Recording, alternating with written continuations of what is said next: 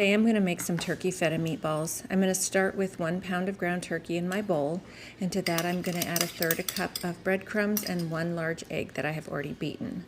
And then to that I'm going to add about a tablespoon of dried parsley and about a 1/2 teaspoon or so of dried basil. You can of course use fresh, but I'm going to use dry. And then I'm going to add in a little bit of salt and some garlic powder. If you wanted to add spinach to these, you would saute your spinach in olive oil and garlic.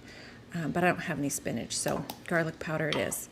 And then I'm going to add in about 3/4 to a cup of freshly crumbled feta cheese. And then mix that just until it's all combined. Then on a parchment-lined cookie sheet, I'm going to use a scooper just to ensure that all the meatballs are the same size.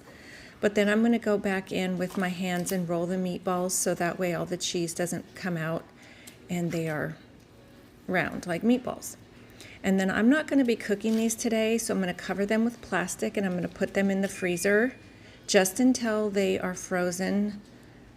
They don't have to be frozen solid, but just until they start to, feel like they're frozen. And then I'm going to freeze them with my food saver. So I'm just going to write on the bag what it is, what temperature, and how many minutes to cook them at.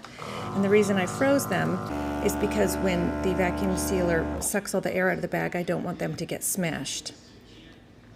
So I'm going to divide these in 2 packs, one for a family meal and one for just my husband and I.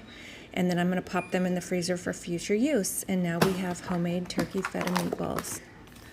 And enjoy!